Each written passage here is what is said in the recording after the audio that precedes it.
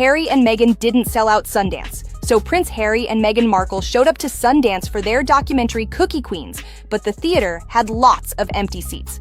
Around 150 spots were open at first, which is rare for Sundance. Other movies were packed, but people with pricey badges mostly skipped the Sussex's screening. 150 empty seats, a humiliated prince standing in the shadows, and a rage that is reportedly boiling over behind the scenes. While Meghan Markle was busy interrupting directors on stage, Prince Harry was facing a reality that no amount of PR money could hide. They flew to Utah expecting a coronation. They expected a bidding war. Instead, they walked into a ghost town. But here is the twist that the mainstream media is afraid to touch. According to insiders, Harry isn't sad about the empty seats. He is furious. He isn't blaming the quality of the film. He isn't blaming the fact that Netflix reportedly refused to buy it. No, in true Sussex fashion, Harry is allegedly blaming you, the public, and the media for sabotaging his big moment. Tonight, we are peeling back the curtain on the Sundance disaster. We're not just looking at the 150 empty seats or the fact that VIPs with $6,900 badges chose to ignore them. We are investigating the psychology of a prince who claims he is being hunted by stalkers in London, yet desperately chases the spotlight in Utah, only to throw a tantrum when the world stops watching. Why did Netflix really say no to this project? Why did Meghan snatch the microphone before the director could speak? And why does Harry believe this failure is everyone's fault but his own? Do not click away, because what happened after the cameras turned off reveals the true state of their marriage and their crumbling empire. We have the details on the blame game that exploded backstage. Stay with us, the truth is about to get ugly. To understand the rage that was reportedly bubbling under the surface of Prince Harry's smile, you have to look at the scene through his eyes. We call this chapter the sabotage narrative. Most people, when faced with an empty room, would ask themselves, is my product not good enough? Did we fail to market this? But Prince Harry is not most people. For years, he has cultivated a mindset where every failure, every criticism, and every closed door is the result of a coordinated attack against him. Let's look at the hard data of the event first. The premiere took place at the Eccles Theatre, the crown jewel of the Sundance Film Festival. This is where the biggest deals are made. The people attending this festival aren't just casual moviegoers, they are industry power players holding express badges that cost a staggering $6,900. These badges give them priority access to any film they want, yet reports confirm that these high rollers mostly passed on the visiting royals. They looked at the schedule, saw Harry and Meghan, and walked the other way. The result? As the lights went down, there were roughly 150 empty seats glaring back at the Duke and Duchess. Sources on the ground even whisper that theater staff had to scramble at the last minute, ushering in people from the wait list, students, volunteers, anyone they could find to fill the lower sections so the photos wouldn't look quite so disastrous. It was a papering the house move, a classic Hollywood trick to hide a flop. Now here is where the Harry paradox kicks in. A rational businessman would see this and think, okay, the market isn't interested, we need to pivot. But according to behavioral experts who have watched Harry for years, his reaction is likely one of paranoia, not introspection. He doesn't see indifference, he sees sabotage. In Harry's narrative, the 150 empty seats aren't because he is boring or because the public is tired of their preaching. No, in his mind, those seats are empty because the British media has poisoned the well. He believes that the negative articles, the hit pieces about his family feuds, and the mockery of his memoir Spare have terrified the American public into staying away. He convinces himself that people want to come, but they are afraid to be seen supporting him because the media will attack them too. This is the ultimate defense mechanism of the ego. By blaming the media or the haters, Harry absolves himself of any responsibility. It's not his fault the movie is a dud, it's the Daily Mail's fault. It's not his fault Netflix didn't buy it, It's the royal family's fault for leaking stories. He stood in that theater looking at the gaps in the audience, and instead of feeling humble, he likely felt victimized. And this mindset is dangerous because when you believe the world is conspiring against you, you become blind to the reality right in front of your face. The reality is that those VIPs with the $6,900 badges didn't skip the movie because they were scared of the British press. They skipped it because they are in the business of making money, and they know, just like Netflix knows, that the Sussex brand is toxic box office poison. Harry's furious reaction to the empty seats is a tragic case of a man fighting a war that only exists in his head. He thinks he is battling a global conspiracy. In reality, he is battling something far more mundane and far more deadly for a celebrity: irrelevance. But if Harry thinks the media is the enemy, he is ignoring the much bigger elephant in the room. The reason they were standing in that cold theater in Utah wasn't because of a newspaper article. It was because of a decision made in a boardroom in Los Gatos, California. A decision by their own business partner that set off this entire chain of humiliation. If Harry's paranoia about the media is the smoke, the decision made by Netflix is the fire. We call this chapter the Netflix No, the real trigger. To understand why Prince Harry was reportedly seething with rage beneath that frozen smile, you have to understand the business deal that was supposed to secure his future. When the Sussexes left the royal family, they signed a historic multi-year deal with Netflix, rumored to be worth $100 million. Part of that agreement includes what Hollywood calls a first look deal. In simple terms, this means Netflix owns the right of first refusal. They pay the Sussexes to develop ideas, and Netflix gets the exclusive option to say, yes, we want this, or no, take it somewhere else. It is a safety net. It guarantees that if you make something decent, your partner will likely buy it. But for this specific project at Sundance, this documentary that Meghan was so eager to promote, Netflix did the unthinkable. They exercised their right to say no. Let that sink in. The streaming giant, which is desperate for content and has already invested millions in the Harry and Meghan brand, looked at this film and decided it wasn't worth their platform. They essentially told the Duke and Duchess, "We don't want it, go sell it to someone else." For a man raised as a prince who has never heard the word no in his life, this is the ultimate humiliation. Harry likely believes that his name alone, the Duke of Sussex, should be enough to greenlight any project. He operates under the delusion that Netflix is paying for his presence, not his production. But Netflix is a business, and a ruthless one at that. They cancel shows that don't perform, they cut budgets, they fire executives, and they clearly saw this documentary as a commercial liability. This rejection is the real reason Harry was furious. He wasn't just at Sundance to walk a red carpet. He was there because he had to hustle. He was forced into the position of a door-to-door salesman peddling a product that his own boss had already thrown in the trash. Imagine the indignity. Prince Harry, the son of the king, having to smile at executives from Hulu, Disney, and Peacock, hoping they might pick up Netflix's scraps.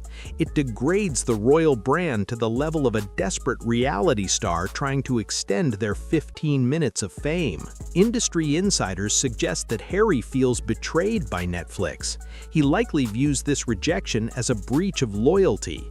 In his mind, he gave them their biggest hit with the Harry and Meghan docuseries, the one where he bashed his family. He feels they owe him. He thinks, I gave you the royal secrets, now you have to buy my boring documentaries too. But Hollywood doesn't work on loyalty. It works on, what have you done for me lately? And lately, the answer is not much. Aside from the trauma dumping, the Sussexes have failed to produce a single hit. Their animated series Pearl was canceled before it even started. Their other documentary projects have barely registered on the charts. Netflix knows the data better than anyone. They know that without the royal bashing, the audience loses interest immediately. So Harry stands there in Utah furious. He is furious at Netflix for embarrassing him. He is furious at the industry for making him work for his money. And he is furious because deep down, he knows the truth. Without the Prince title, he is just a guy with a failed production company and a movie nobody wants to buy. But while Harry was stewing in his anger, blaming the world for his misfortune, his wife chose a different tactic. If Harry withdraws when things go wrong, Meghan attacks, and her target wasn't a corporation, it was the woman standing right next to her on stage. While Prince Harry stood in the shadows, purportedly boiling with rage over the sabotage of his big night, his wife chose a different coping mechanism. If Harry withdraws when he feels cornered, Meghan performs. We call this chapter Meghan's Diva Distraction, and what we witnessed on that stage was a masterclass in how to alienate the very industry you were trying to impress. In Hollywood, there is a sacred hierarchy. At a film festival, the director is the artist. The director is the visionary. Tradition dictates without exception that the director speaks first to introduce their work. It doesn't matter if you are a producer, a financier, or a duchess. You do not speak before the creator. But Meghan Markle, sensing the cold energy of the half-empty room, apparently decided that the only way to save the event was to make it about her. In a move that left industry insiders stunned, Meghan took the microphone before director Alyssa Namas could utter a single word. She hijacked the introduction. Instead of humbly presenting the film, she launched into a monologue about my husband and I and our 12 productions, centering the narrative entirely around herself. It was a desperate attempt to assert control. She couldn't fill the empty seats, so she tried to fill the silence with her own voice. But the true mask slip moment, the moment that exposed the diva mentality, came when the director finally got a chance to speak. Alyssa Namas, in a moment of genuine modesty, described her own film as cute. It is a documentary about young girls in the Girl Scouts. Cute is an appropriate, endearing description. But watch Meghan's face. She physically recoiled at the word. To Meghan, cute is not enough. Cute does not feed the ego of a woman who views herself as a global humanitarian icon. She immediately interrupted to correct the director. She insisted that while it might be cute, it is also one of the most powerful and meaningful depictions of leadership. She lectured the room about layers of complexity. She couldn't just let the movie be entertaining, she had to turn it into a feminist manifesto that reflected her own self-image. She wants everything attached to her name to be profound, even when it isn't.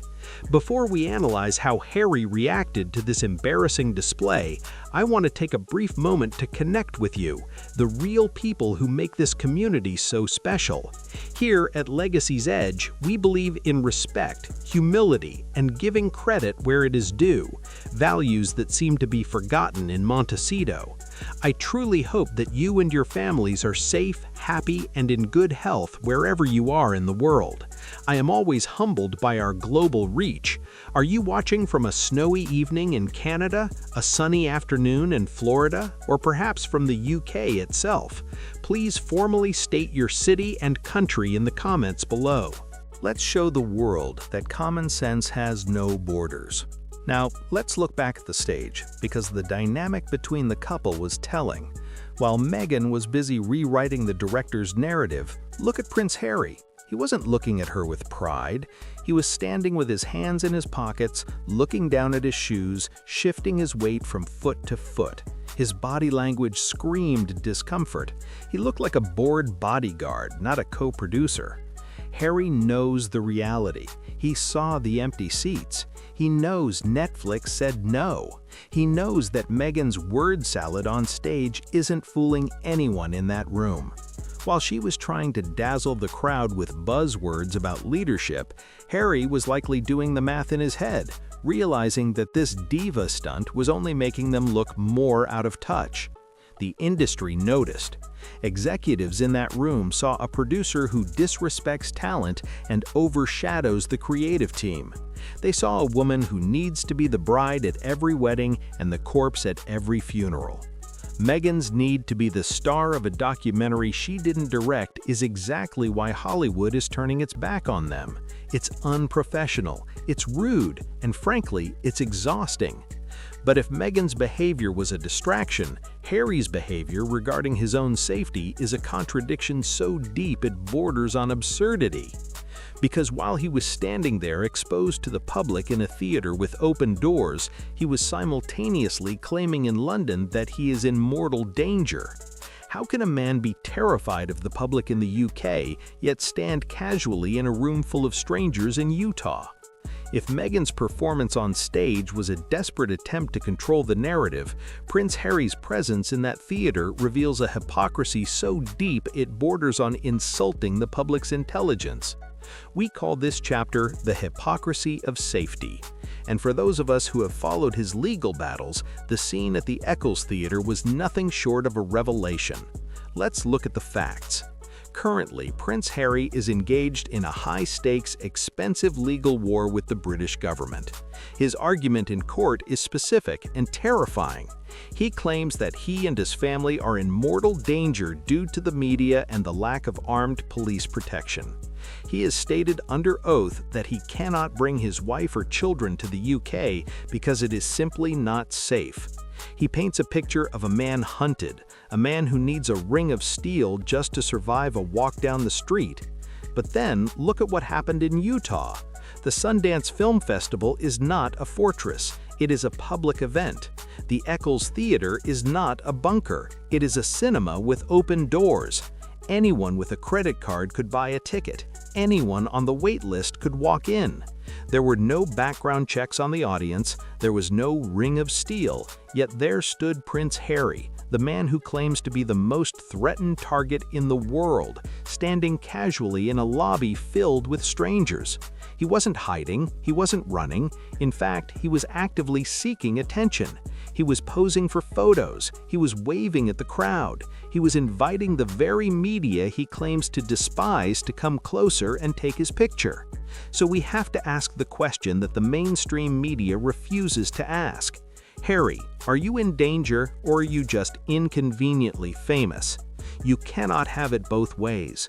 You cannot tell a judge in London that you are too terrified to visit your father because of hostile actors, and then fly to America to stand in a room full of unvetted members of the public because you need to sell a movie. This behavior confirms what critics have suspected for a long time. Harry's fear is selective. He isn't afraid of the public, he isn't afraid of cameras, he is only afraid when he isn't in control of the paycheck. When Netflix needs him to promote a film, suddenly the trauma vanishes. Suddenly, he is happy to be a celebrity. But when he is in the UK, where he is no longer the star of the show, suddenly the danger returns. This hypocrisy is not just annoying, it is manipulative. It suggests that he uses security as a status symbol. He wants the armed guards and the blue light convoys not because he needs them to stay alive, but because they prove he is still an important person. Without the police escort, he is just a retired royal trying to pitch a documentary that nobody wants to buy. And standing there in Utah, stripped of his royal protection, facing 150 empty seats, he looked incredibly ordinary. Furthermore, let's apply some common sense to the risk assessment. If Harry genuinely believed that stalkers and fixated individuals were hunting him, would he really bring his wife to an event that was advertised weeks in advance? Would he really announce his location to the world? Of course not. Real targets hide, they stay low. Harry and Meghan did the opposite. They issued a press release. This blatant contradiction at Sundance undermines every single argument he has made in court. It proves that his battle for security is likely less about safety and more about ego. He wants the perks of royalty without the responsibilities. He wants the world to treat him like a diplomat, but he behaves like an influencer.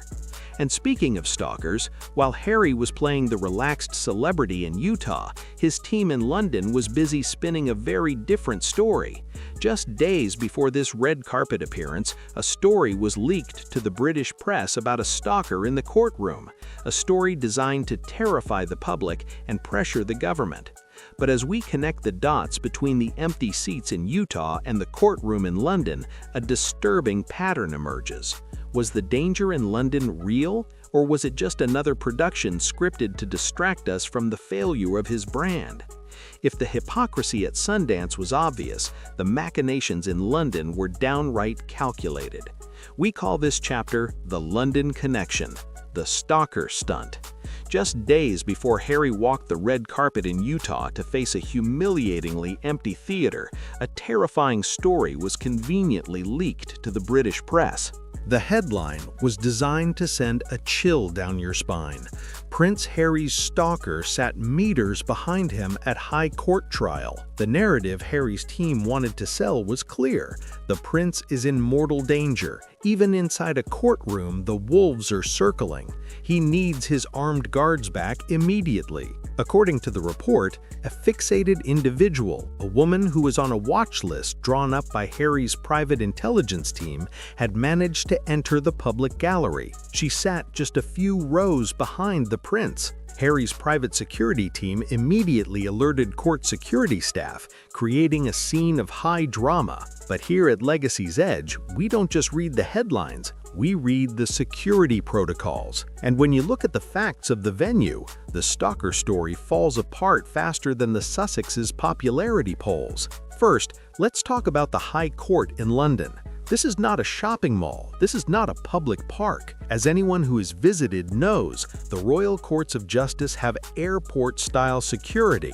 Every bag is scanned. Every person is searched. There are armed police officers at the perimeter. If this woman was sitting in the public gallery, it means one thing and one thing only. She was not armed. She posed zero physical threat to the prince. If she had carried so much as a nail file, she would have been stopped at the door. So why was she allowed to stay? Because, as a source close to the court admitted, it's a public building and she has a right to be there. She hadn't broken any laws. She hadn't threatened anyone. She was just sitting there. In fact, Samantha Markle, Meghan's sister, weighed in with a scathing observation, noting the irony of Harry taking selfies with people in America while terrified of a woman sitting quietly in London. "Nothing says cheesy like taking selfies with one stalker," she quipped. Critics believe this entire scenario was a security trap set by Harry. He didn't remove the woman because he wanted her there. He wanted to be able to point a finger and say to the judge, "Look, I am unsafe. The police failed me. Give me my taxpayer-funded bodyguards back." It was a piece of theater staged to win a lawsuit. He needs to prove he is a victim to win his case against the Home Office. But how does this connect to the disaster at Sundance? This is where it gets interesting. This stalker narrative serves a dual purpose. It is also the perfect excuse for his failure in Hollywood. When the movie flops, as we now know it has, and when the seats are empty, Harry can retreat into his victimhood. He can say, "We couldn't market the film properly because of security concerns." He can say, "We couldn't do a proper meet and greet with the fans because I was too terrified after the incident in London." It is a built-in alibi. By claiming he is being hunted, he absolves himself of the need to be accessible. He doesn't have to explain why nobody showed up. He can just claim that he was the one hiding for safety. It shifts the narrative from "nobody likes us" to "everybody is obsessed with us." But the sad irony is this: the woman in the London courtroom, the so-called stalker, was likely just a superfan. She was probably a member of the Sussex squad. She was likely one of the few people on Earth who would actually buy a ticket to see his boring documentary. And yet, Harry demonized her. He treated a potential fan like a terrorist because it suited his legal strategy. This reveals a deep paranoia that is destroying his career. He sees enemies where there are only customers. He sees sabotage where there is only indifference. While he was busy fighting imaginary ghosts in London, the real problem was unfolding in Utah: apathy. The public isn't trying to hurt him, they're simply trying to ignore him. The stalker stunt proves that Harry is more interested in being a professional victim than a successful producer. He would rather be the hunted prince than the failed businessman. But as the 150 empty seats at Sundance proved, the public has moved on. They are tired of the games, they are tired of the lawsuits, and most of all, they are tired of a man who demands privacy in a courtroom while demanding attention on a red carpet. And as the festival came to a close and the reality of the Netflix Rejection set in, we are left with the final verdict. The blame game has run its course. Harry has run out of people to sue and run out of people to blame. The only person left to look at is the man in the mirror. As the dust settles on the Sundance Festival, the 150 empty seats remain the only honest review that matters. Harry can blame the British media, he can blame the stalkers in London, he can even blame Netflix for betraying him. But the hard truth of Hollywood is that it doesn't care about your excuses. It only cares about your box office. And right now, the Sussex box office is closed. From my perspective here at Legacy's Edge, this saga offers a profound life lesson for all of us about accountability. Prince Harry is trapped in a prison of his own making, a blame game where everyone is a villain except him. But as many of you know from a lifetime of experience, you cannot sue your way to success, and you cannot demand respect while acting like a victim. True strength isn't about fighting imaginary enemies in a courtroom. It's about looking in the mirror and asking, "What can I do better?" Until Harry learns that lesson, he will continue to face empty theaters, no matter how much security he demands. The world is moving on. The sabotage narrative has run out of steam. And frankly, watching a prince complain about his privilege while the rest of the world works for a living has become the worst kind of reality TV, boring and repetitive. Now, I want to hear from you, the jury of public opinion. Who is really to blame for this disaster? Is it the big bad media, as Harry claims, or is it simply a bad product? Cast your vote. Type Harry if you think he needs to take responsibility. Type media if you think he is truly being sabotaged. If you believe that the truth matters more than titles, please smash that like button. It helps our channel break through the noise. We don't just report the news, we analyze the psychology behind it. The show at Sundance may be over, but the drama is just beginning. I'll see you in the next episode.